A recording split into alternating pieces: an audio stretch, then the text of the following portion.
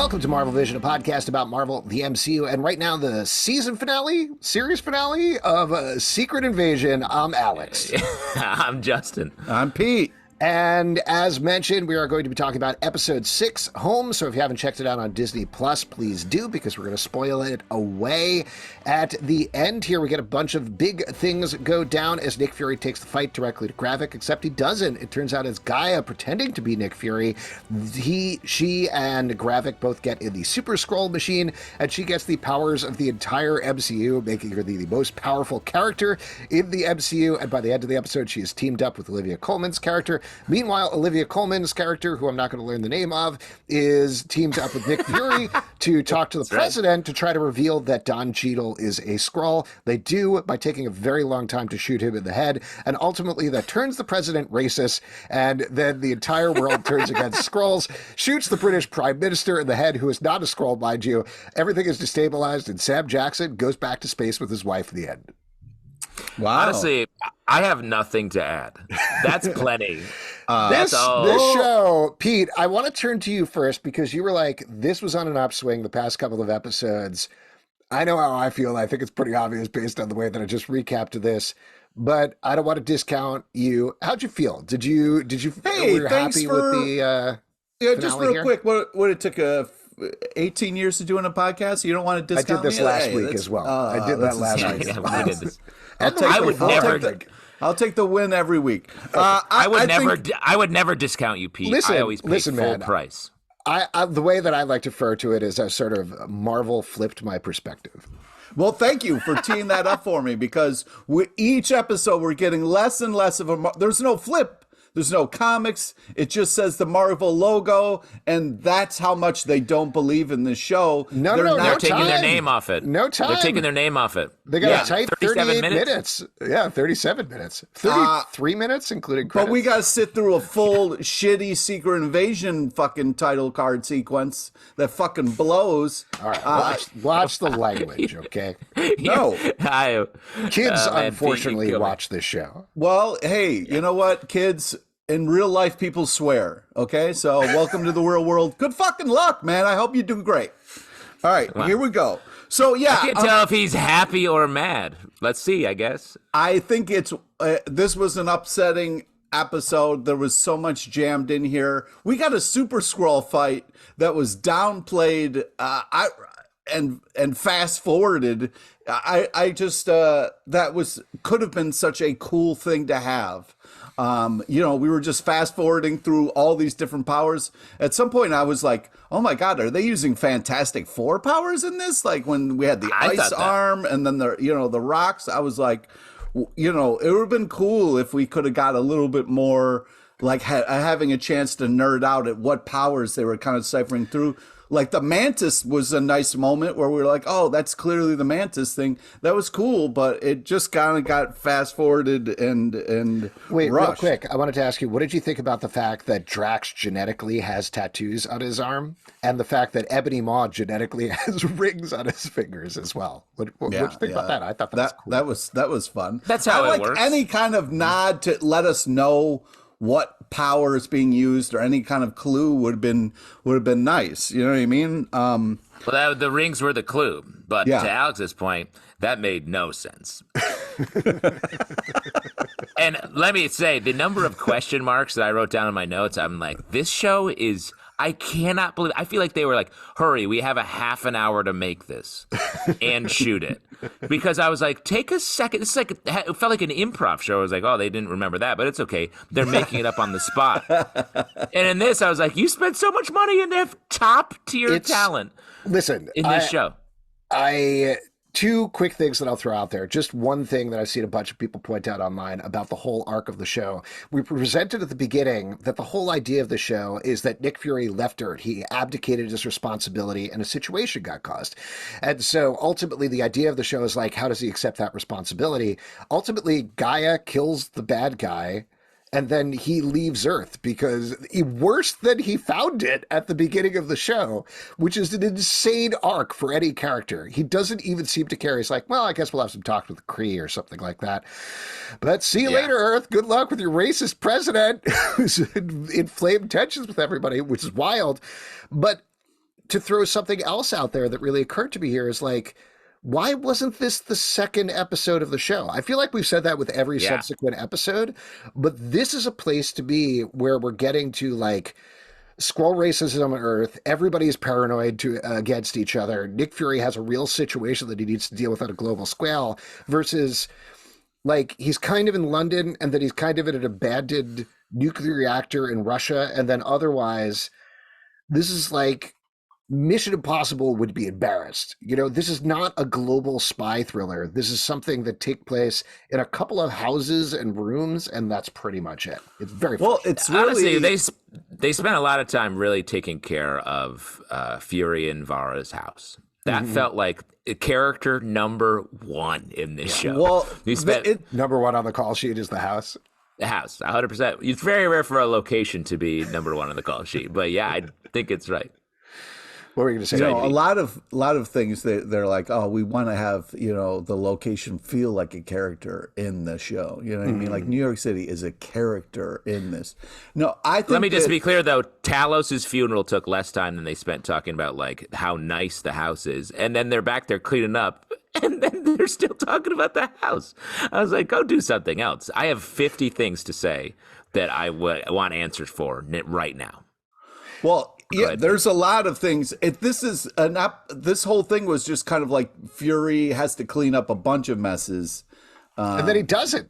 And at the end, well, he does at least have a better relationship with his wife at the end of the day. He didn't fix that. He was like, "Well, I'm leaving," and then she rolled up.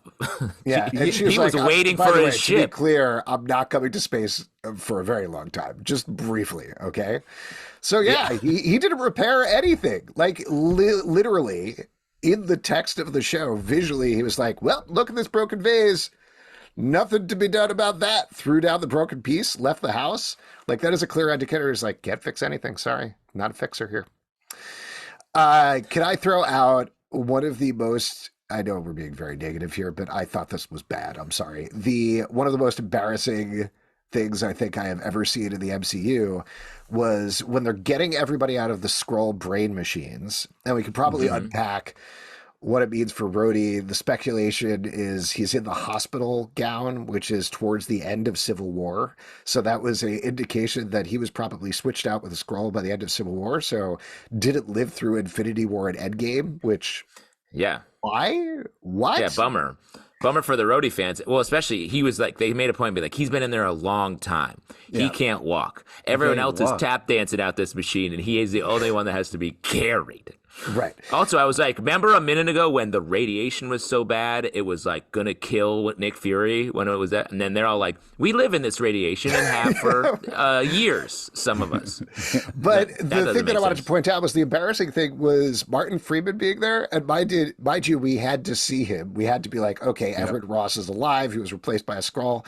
But that is the worst example of he did not film on the same day as anybody else I think I have seen in the entirety of the MCU. Like the graininess of the shot, the fact that he's like, Rhodey, how long have you been in here? And Rhodey's like, I'm not going to look at you or say anything back. That they have all the survivors stumbling out. Martin Freeman nowhere to be seen. I was like, what are we doing here? Oh my God. You guys, did you reminded me of this? It reminded me of an actor setting in a self-tape for an audition. That's what it felt like. It was him being like, huh?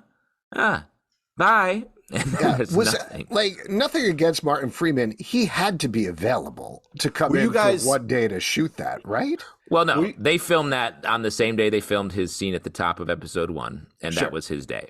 Yeah. They did it all on the same day. It's just none of the other actors were called on the day he shot that first scene. Yeah, it looked so bad. I was so uncomfortable watching that. Were you guys hoping that Smulders was going to be one of the ones that was, you know?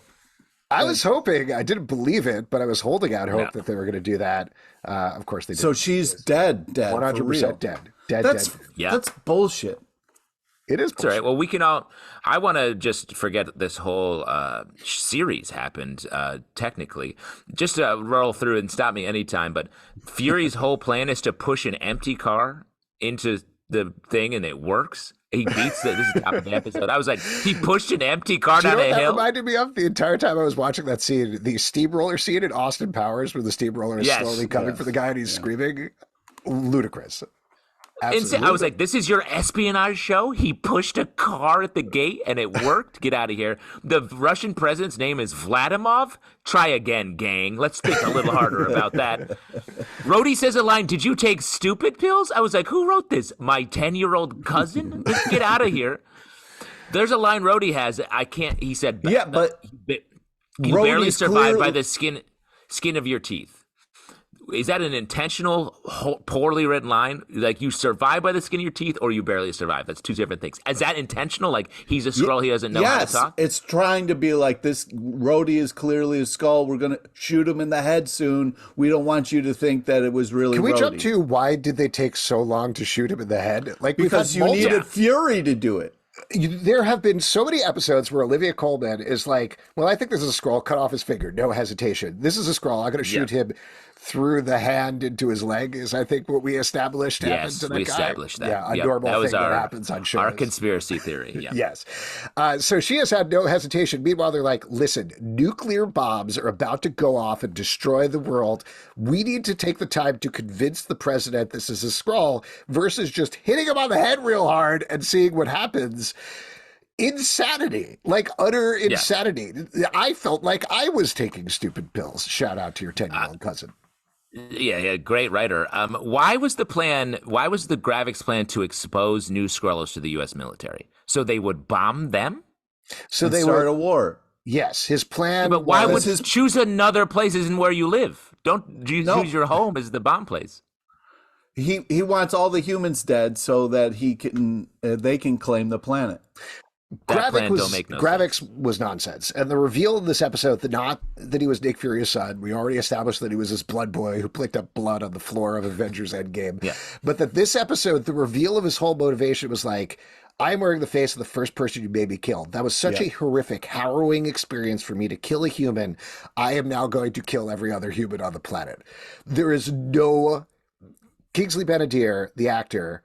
Great in Barbie, by the way, totally different. Check him out there. He's a great actor. Great actor, doing his best with stuff. this material that was utter nonsense. Like complete and utter nonsense from top to bottom. His motivation was garbage. I like that speech. I thought it was a nice moment where Fury, it turns out it wasn't Fury, but where Fury was like, yo, you're right. I've been an asshole to you, and I'm sorry. That's why I came back to Earth, because I wanted to make things right with you. I was like, oh my God, what a great thing to say to somebody. And the fact that he revealed, like, oh, you don't recognize this? This is the first person you made me kill. That's fucked up. And I think that was an interesting kind of like choice. So I like that part. I'm sorry that you didn't like it, but I thought it was a cool moment. I like the idea there. I just didn't see the connection between I was so upset about killing this person, I'm now going to kill every person. There was like an A to Z thing with nothing in the middle there. Well, they only had 30 minutes to do a whole episode. So that's very true. There was some other things they could have cut. I think, do you buy that Nick Fury felt relief as he was being blipped, as he says in this episode? The rehashing of the blip, I was like, come on, guys, let's move on. Let's get out of here. I did like how he said, I like ashed away or whatever he said, like I flaked away. I was like, oh, this is an interesting way to describe it, because it was a light kind of floating. You're watching your kind of skin float away. So in that scene, he goes, mother fuh, and then he gets cut off. So that didn't say relief to me. Like that's exactly. I was like, let's watch the tape, Nick. You telling me you had relief? I don't think so. I don't remember you smiling as you got, flaked away. That was his line, right? Yay! Hooray! Yeah, it was just like settling into a comfy chair. He was like, oh, what a relief. I'm dead. This is great. I can't get past the idea that all of the DNA is in that one tube.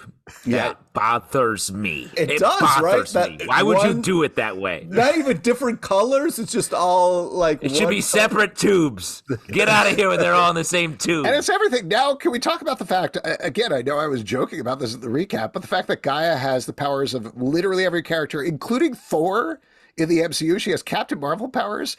It is so insanely overpowered. What do you do with that going forward in any reasonable way? I bet we don't see her again until maybe a Secret Wars situation, but I don't know why they would do that, pay all of that. Because, like, first off, she puts the hero juice in the machine, right, and it knows everyone's name. The machine knows everyone's name. That's how DNA works. It's like, yeah. Dude, Yeah, if you it's take like, oh, of course, blood- this is Cull Obsidian's DNA. I was like, you know Cull Obsidian? My computer friend? I don't think so. I was like, get out of here with that. But yes, we get no time for them to work on their powers being Super Skrull. I love the idea of Super Skrull. One of my favorite weird old comic book things.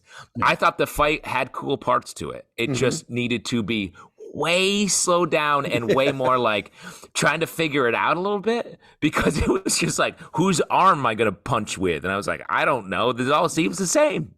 Yeah. That I did. I just want to give two positives. I agree with you on the fight where there were some cool shots, and I had asked the last episode, like, at least give me a superhero fight, like give me something to hold on to here, and we got that. You know, I don't think it made a lot of sense. I agree with you; it went very fast, but at least we got that, just in terms of action movie pleasingness. The other thing that I will say is, even though I saw it coming from a mile away with the Gaia reveal, at least they did some Skrull stuff in this episode. So when it eventually came out, I was Skrulls, like, good, great. This is exactly what you should have done. This is what we should have been doing all along. Like, I knew the trick was coming, but you did the trick in the right way. I also want to say, go ahead, UP. I also just wanted to say, I like the shout out to Invincible with, kind of like punching through somebody's chest there at the end. That was nice. Yeah. Well, how did it work that she beat him? Because there was a lot of punching through bodies and stuff. She just beat him. She punched him really hard. Shot him with Captain Marvel powers through his Captain Marvel powers midsection. Yeah. And he couldn't extreme this fast enough based on that. Yeah, sure. Good. Great. I'll write that down for the future so I know that. I will, one other positive thing, it was nice to see Fury be Fury here in the scene that came after. I know we got into a long, protracted, unnecessary conversation about, like, shoot the Skrull.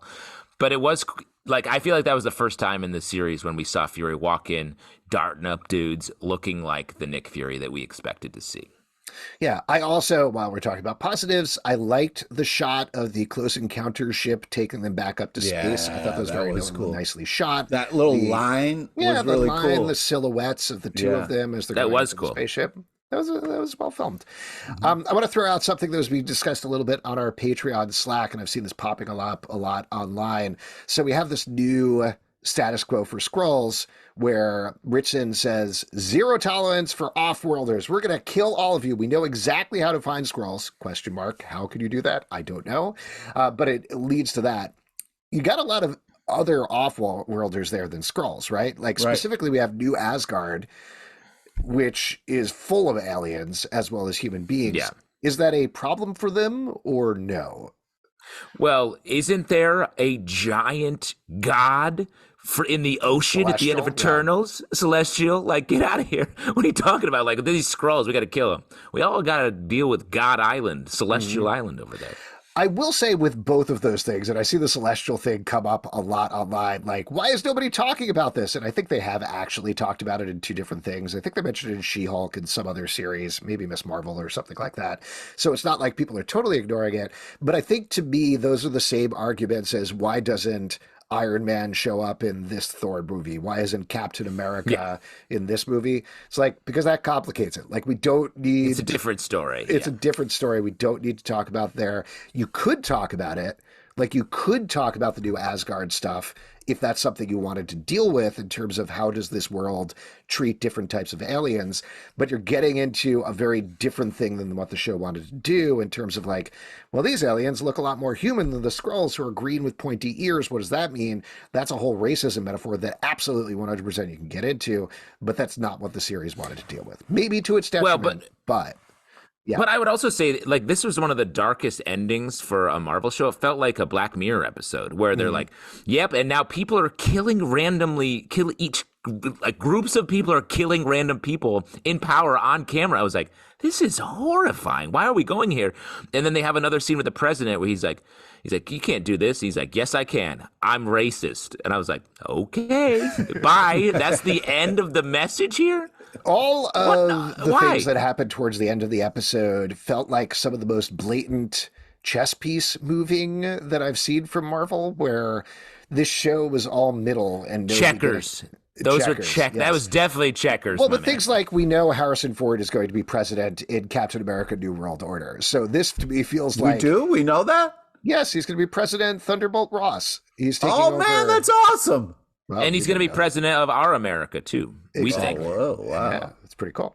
gonna Short be round cranky is about vice it. president, which is also pretty It's neat. about time. Yes, but Harrison Ford is going to be president, so this feels like Ritson over racist himself, and they get him out of office. But like, how is that an interesting storyline? I don't know. The whole Nick Fury getting him back to space thing felt like, well, he's already in space for the Marvels, so we need to get him back into space, and that's what's going to go on there. The Skrull thing.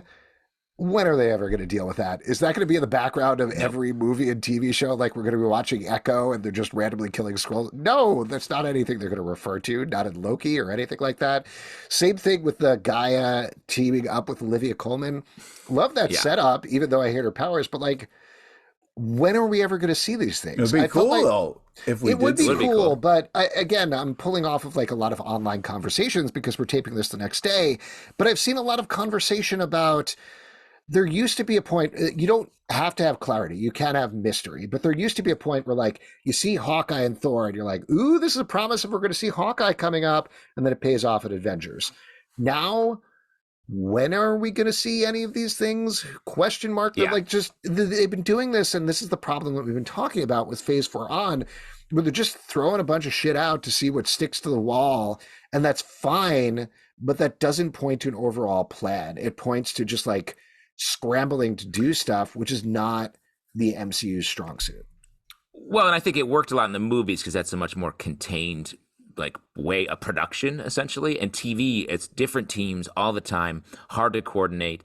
And, you know, there's been a lot of TV. So I think that's why it's a little far afield. But I'm often reminded in these moments of a great Skrull quote. What do Skrulls call good luck? Bad luck. Oh yeah, And I'd like to leave us with that. Great. And I no questions about what the fuck that means, how that makes any sense. No questions. Just let it sink in. Bad luck is good luck. Not a good show. Not a high point. We are going to have to wrap up here. Had some fun moments. Sure. Yeah. It had some fun moments throughout, but overall. I don't know, man. I had a root canal yesterday, and the dentist was nice to me at the end. Yeah. Hey, there you go. Oh, that's very cool. That's very cool. Lots of questions here that we can plumb into in another episode where we talk about what this means for the future of the MCU, what this means overall for the cultural ramifications of the MCU and other things. I'm sure we'll get into it at some point. But as is, if you would like to support this podcast and all the podcasts we do, patreon.com/comic book club. Also, we do a live show every Tuesday night at 7 p.m. to Facebook and YouTube. Come hang out. We would love to chat with you about Marvel, despite everything that you just heard over the previous 20 minutes. Apple, Spotify, not Stitcher, because Stitcher is going away at the end of August. If you're subscribed on Stitcher, please subscribe anywhere else. We are on every major podcast service, at Marvel Vision Pod on Twitter, Instagram, and Facebook, comicbookclublive.com for this podcast and many more. Until next time, stay marvelous. Can't wait for season 2.